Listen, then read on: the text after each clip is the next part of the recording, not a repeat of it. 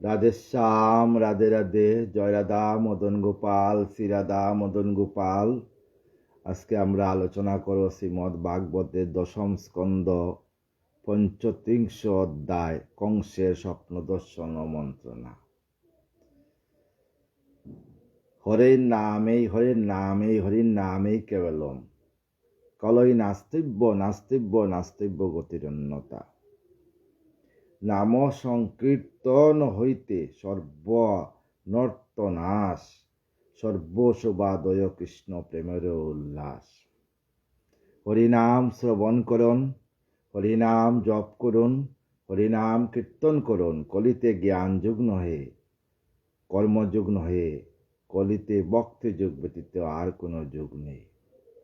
রাধে কৃষ্ণ কৃষ্ণ কৃষ্ণ রাধে রাধে, রাধে শ্যাম শ্যাম শ্যাম রাধে রাধে।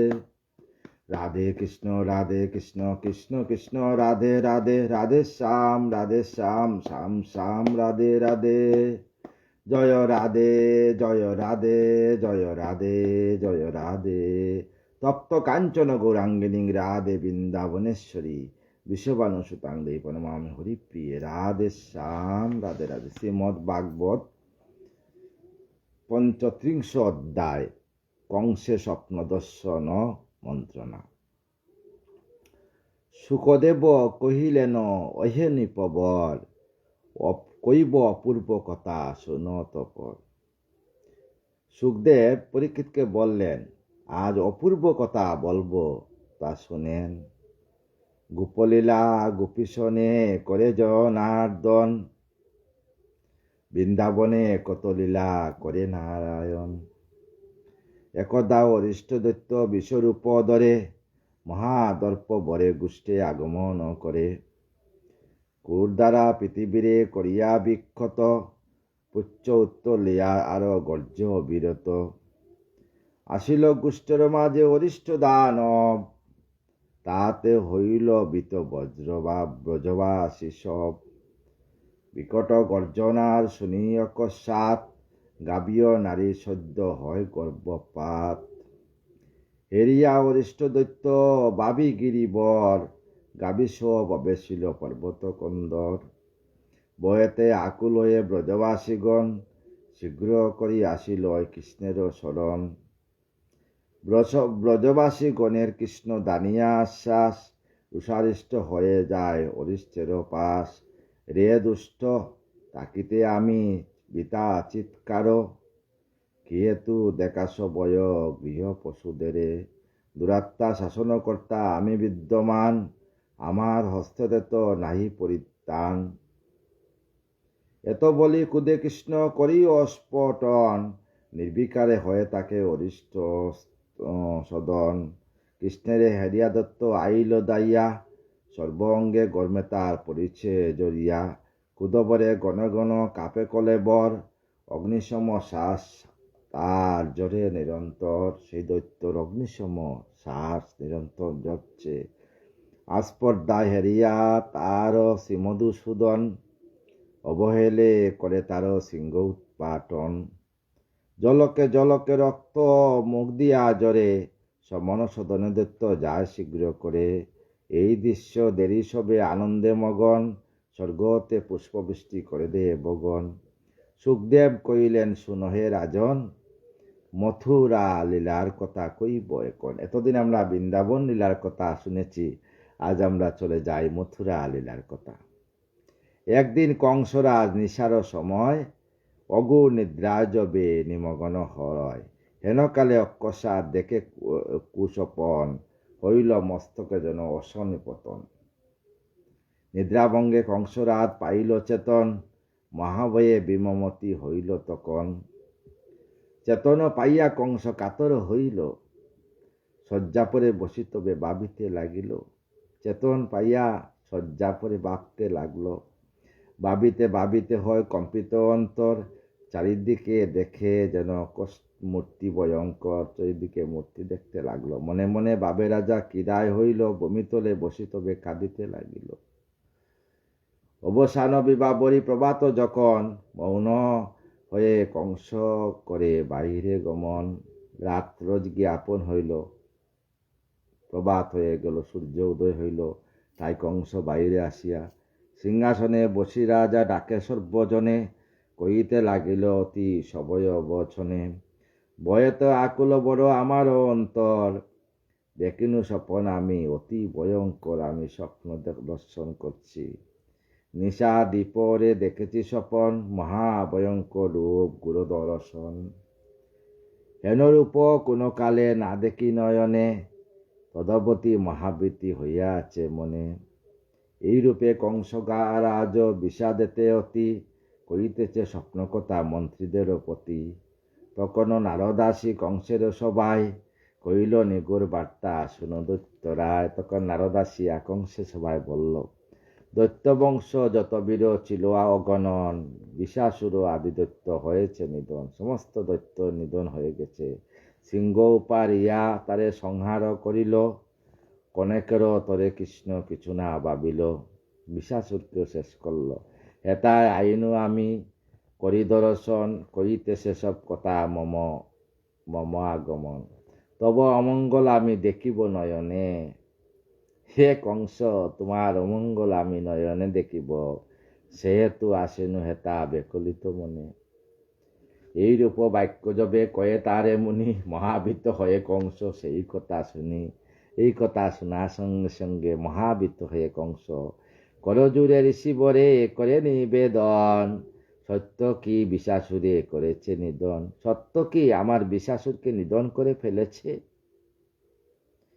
নারদ কহিল রাজা মিথ্যা কবু নয়, স্বচক্ষে দেখেছি তার হইয়াছে ক্ষয়, আমি স্বচক্ষে দেখে আসি বিষাসুরের মৃত্যু। অমনি সে কংসরাজ অশ্রু জলে বাসে, কিরূপে সে মহাদৈত্য কেশব বিনাশে। এই মহাদৈত্যকে কিরূপে কেশব বিনাশ করল। মহারণ করে সেই সবার প্রধান, একাকী কিরূপে কৃষ্ণ নাশে তার প্রাণ। একাকী কিভাবে কৃষ্ণ তার প্রাণ নাশ করল। অটল এ রাজ্য মম প্রতাপে যাহার, নন্দসূত সেই বীর করিল সংহার। সেই নন্দসূত কৃষ্ণ কি সেই বীরকে সংহার করেছে। এত কই কংসরাজ বাবে অশ্রু জলে, গলবস্ত্র পরে বুমে মণিপদ তোলে। মণির পদ তোলে পড়ে গেছে। শুনো মহারিষি মোর এক নিবেদন, তোমার বিনা গতি মোর নাই এখন। তুমি ছাড়া কিন্তু আমার গতি নাই। তুমি ভিন্ন আর মম জগতে কে আছে, এখন উপায় বলো কি প্রাণে বাঁচে। আমি কিসে প্রাণ আমার বাঁচে বলো। হিতকারী তুমি মম জানে সর্বজন, তব আজ্ঞা আমা হতে না হয় হেলন। তোমার আজ্ঞা আমি সবসময় পালন করি, তাই তুমি আমার হিতকারী, তুমি বলো। তব আজ্ঞা শিরে ধরি আমি কংস রায়, দৈবকীর 6 পুত্র বদিন হেলায়। তোমার আজ্ঞা মতো আমি দৈবকীর 6 পুত্রকে হেলায় বধ করেছি। শিলায় আচারিয়া সবে করিনু সংহার, তব আজ্ঞা অনুসারে কার্য যে আমার।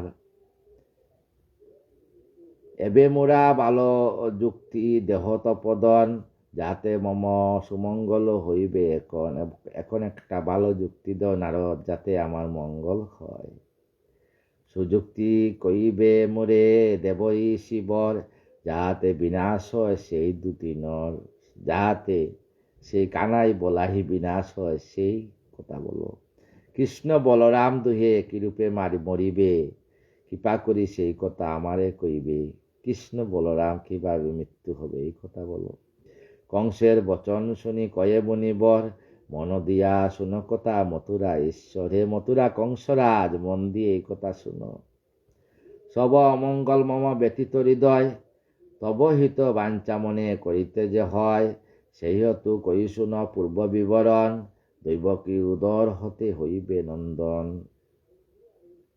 হইল নন্দন, দৈবকীর উদর হইতে সেই নন্দন কৃষ্ণ। রামকৃষ্ণ দুই হয় দৈবকী সন্তান, তাই শুনো রামকৃষ্ণ দুইজন কিন্তু দৈবকীর সন্তান, তুমি জানো না। নিশ্চিন্ত জানিবে ইয়া নাই বাবয়ান, অষ্টম গর্ভতে সুত সেই কৃষ্ণ দনে, নন্দের আগারে আনি রাখিল গোপনে। নন্দের আগারে কিন্তু সেই গোপন করিয়া কৃষ্ণকে নিয়েছিল, তুমি জানো না কংস। নন্দের কুমারী সাথে রাখিয়া আনিয়া হেতায়, সুকুমারী সেই কন্যা তোমারে দেখায়। তারে মারিতে তবে করিলে গমন, শূন্যপথে দায় সুতা শুনবি বরণ। পূর্ব কথা শুনো আমি জানু সমুদয়, দৈবকীর সপ্তম গর্ভে সেই সুত হয়। সপ্তম গর্ভে সেই সুত হয়েছিল বলরাম। সেই সুত রোহিণীর গর্ভেতে গমন, রাখিল সে গর্ভ তথা করিয়া আকর্ষণ করিয়া সেই গর্ভ রেখেছিল। হল অয়ে দৈত্যস্বর জ্ঞাত সর্বাকার, দৈবকীর গর্ভপাত হইল এবার। সপ্তম গর্ভতে সুত নাম শঙ্কর্ষণ, সপ্তম গর্ভতে যে সন্তান সেটার নাম হলো শঙ্কর্ষণ। কইলাম পূর্ব কথা তোমারে এখন, নন্দ গিয়ে সেই দুই পুত্র বলবান, এখন করো তার বিহিত বিধান। এখন তোমার বিহিত বিধান করো। নারদ আগ বাড়িয়ে দেয়, তুমি যাওয়ার জন্য মৃত্যুর কুলে তোমাকে বুঝতে হবে কংসরাজ। দেখো মহারাজ কই বিবিধ বচন,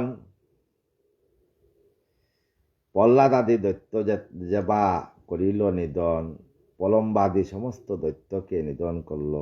কৃষ্ণ বলরাম হতে তাদেরও বিনাশ, সজ্জতে না পড়িবে তব অবিলাস। তোমার অবিলাস পট করি পূরণ হবে না। নন্দ বসুদেবে দুয়ে মিত্রদা বিশেষ, একথা আমি তোমা জানাইও নরেশ। নন্দ আর বসুদেবের কিন্তু বিরাট মিত্রতা।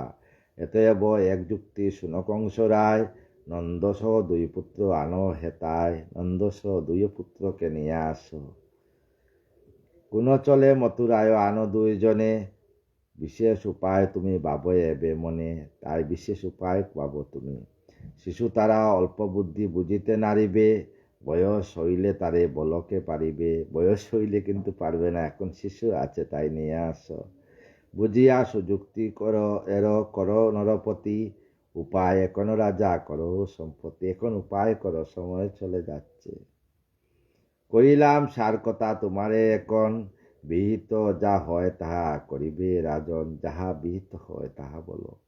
শুনিয়া নারদ বাণী তবে কংস রায়, দুই চক্ষু রক্তবর্ণ কুদে কাঁপে দাহায়। কংসের দুই চক্ষু রক্তবর্ণ হয়ে গেল। কুদানলে প্রজ্বলিত হেন হুতাসন, অসি হস্তে মহাব্যস্ত হইল তখন। বসুদেব দৈবকীরে করিতে বিনাশ, চলিল সে কংসরা সুরাসুর ত্রাস। কংস আর বসুদেব আর দৈবকীকে বিনাশ করার জন্য চলল। তারা দর্শনে মুনি করেনি বারণ, কি কারণে ইয়াদের করিবে নিধন। কি কারণে তাদের তুমি নিধন করবে? অকারণ ইয়াদের বদিলে জীবন, না হইবে ফললাভ জানিও রাজন। অকারণ যদি বধ করো তাইলে তোমার ফল হবে না। যাতে তব মৃত্যু বয় শুনো রাজন, যা হতে চারিদিকে গুরুদর্শন। যাতে তোমার মৃত্যু বয় সেই কথা শুনো। অমঙ্গল যা হতে অয়ে নরবর, তাদের বিনাশ তবে করো সত্তর। নিরাপদ হতে যদি বাসনা মনেতে, রামকৃষ্ণে বোধ করো আমারও বাক্যেতে। শুনি ঋষি বড় বাণী কংস মহামতি, সুদৃঢ় বন্ধনে দুহে বান্ধিল সম্পত্তি। বসুদেব দৈবকীরে লোহার সিঙ্গলে, কারাগারে মধ্যে বদ্ধ করিল সে স্থলে। সঙ্গে সঙ্গে কারাগারের মধ্যে বসুদেব আর দৈবকীকে আবার কারাগারে নিয়ে গেল। এত কই ঋষি বড় প্রস্থান করিল, তবে কংস রাজবড় চিন্তিত হইল। ভাবিয়া চিন্তিয়া কিছু না পায় উপায়, কেশী নামে দৈত্য বরে ডাকিল তো তাই। তখন কেশী নাম দৈত্যকে ডাকলো। শুনো কেশী দৈত্য আমি কি উপহার, কৃষ্ণ হস্তে আমারও যে হইবে সংহার। আমি জানি কৃষ্ণ হস্তে আমার মৃত্যু হবে। আমার বিষম শত্রু তারা দুই ভাই, নিশ্চয় মারিবে মুড়ে আমারে তোমারে জানাই। তারা মেরে ফেলবে আমাকে, আমি তোমাকে জানাই কেশী। এতএব তুমি মোর করো উপকার, তুমি ভিন্ন উপায় যে নাই দেখি আর। তুমি বিনা কোনো উপায় নেই। শীঘ্র যা ব্রজপুরে নন্দের আলয়, তুমি শীঘ্র যা ব্রজপুরে নন্দের আলয়ে যাও। বিনাশ করো শীঘ্র দৈবকৃত নয়। রামকৃষ্ণ দুই ভাই সে স্থানে আছে, এতএব যাও তুমি তাহাদেরও কাছে। শীঘ্র গিয়া বোধ করো সেই দুইজনে, মম কার্য কেশা দিবে তোমারও বিহনে। শুনিয়া কংসের বাক্য কেশী দৈত্যবর, দ্রুত গতি গেল তবে নন্দের গড়। নন্দের গড় চলিয়া গেল সে কেশী দৈত্য। ষোড়শেষে কেশিদৈত্য করিল গমন, চাতুর মুষ্টিতে রাজা ডাকিল তখন। শূন্যে মহাবল আদি অমাত্য সকলে, হস্তিপক্ষ আজ্ঞামাত্র আইল সে স্থলে। একত্র সকলে তথা ডাকিয়া রাজন, নারদের কথা সবে কইল তখন। সুখ শুনি দৈত্যগণ শুন কই সত্যগণ আমার বচন, ঋষিমুখে যাহা করেছি শ্রবণ। আমি ঋষিমুখে যাহা শুনেছি। বসুদেব পুত্রদ্বয় নন্দের ভবনে আছে, কৃষ্ণ বলরাম নামে তারা গোপেশনে আছে। তাহাদের আসতে মম মরণ নিশ্চয়, সকলে বিহিত হইয়া দৈববাণী হয়। এখন সকলে আরো উপায় করি উপে, কৌশলে মথুরায় তাদের আনিবে। কৌশল করিয়া তাদেরকে মথুরায় নিয়ে আসো। যে রূপে পারো দুহে আনমম বাস, কোনো মতে করো সবে তাদেরও বিনাশ। কোনো মতে তাদেরকে বিনাশ করো। মল্লকীরা চলে তবে যত মল্লগণ, রঙ্গস্থলে দুইজন কর নিধন। বড় উচ্চ করি মঞ্চ করিবে নির্মাণ, মল্লকীরা রঙ্গস্থান কর বিধান। স্থানে স্থানে রবে সবে পুরবাসী জন, এক উচ্চ মঞ্চ করো আমারও কারণ। সবচেয়ে উচ্চ আমার কারণ করো। এক এক মঞ্চ করো বিচিত্র বিধান, নগরের সুখ সবে রবে স্থানে স্থান। হস্তিপক্ষ তুমি কর্ম করো সাবধানে, কিবা দ্বারো রাখো তুমি বিশেষ বিধানে। দ্বারেতে রাখো তুমি হস্তি কুবলয়, আসিবে যখন সেটা নন্দেরও তো নয়। সেই কালে সাবধানে বদিবে দুইজনে, মম আজ্ঞা এইরূপে পালস যতনে। হস্তি তারা দুইজনে করো বিনাশ, এক যুগে পূর্ণ করো মম বিলাস। তাই এক যুগে এক মমের অবিলাস পূর্ণ করো। জরাসন্ধ গুরুমর আমি শিষ্য তার, দ্বিবিধ হয় প্রিয় বান্ধব আমার। সম্বর নরক বান আছে যারা সকলেই হয় মোর পরম বান্ধব। আমারও সাহায্য তারা করিবে সকলে, বিনাশ করিব যত শত্রু দলে দলে। বসুদেব আদি কৃষ্ণ বুঝ আছে যত, সকলেই একে একে করিবে নিহত। উগ্রেশন রাজ্যলোভী যিনি মুরা পিতা, অথবা দেবতা আছে হোক মম বাতা। ইয়াদের সর্বাগ্যে করিবে নিধন, কণ্টক করিয়া দুরভোগী রাজ্যধন। এইরূপে পরামর্শ করি কংস রায়, আনন্দ তবে অন্তপুরে যায়। সুবোধ রচিল গীত ভাগবত সার, যেরূপে করিল কংস শত্রু ব্যবহার। আগামীকাল নিয়ে আসবো কেশী এবং বোমাসুর বধ। কারণ অনেক লম্বা লম্বা অধ্যায়, ভক্তদের টাইম নেওয়া যায় না। সমস্ত ভক্ত সাধুগুরুর চরণে আমার দণ্ডবত প্রণাম। সবার চরণধুলি আমার মস্তকে দিবেন, আমাকে কৃপা রাখবেন। শেষের দিনও যেন রাধা রাধা নাম করে বৃন্দাবনী রাধারানীর যুগল চরণ তলে সজ্ঞানে যাতে এই দেহকে রাখতে পারি, আর কিছু চাই না। রাধে কৃষ্ণ কৃষ্ণ কৃষ্ণ রাধে রাধে, রাধে শ্যাম শ্যাম শ্যাম রাধে রাধে। রাধে কৃষ্ণ কৃষ্ণ কৃষ্ণ রাধে রাধে, রাধে শ্যাম শ্যাম শ্যাম রাধে রাধে। রাধে কৃষ্ণ কৃষ্ণ কৃষ্ণ রাধে রাধে, রাধে শ্যাম শ্যাম শ্যাম রাধে রাধে। রাধে কৃষ্ণ কৃষ্ণ কৃষ্ণ রাধে রাধে, রাধে শ্যাম শ্যাম শ্যাম রাধে রাধে। জয় রাধা জয় কৃষ্ণ, জয় বৃন্দাবন শ্রী গোবিন্দ গোপীনাথ মদন মোহন। জয় রাধা জয় কৃষ্ণ জয় বৃন্দাবন শ্রী গোবিন্দ গোপীনাথ মদন মোহন। জয় রাধে জয় রাধে জয় রাধে জয় রাধে।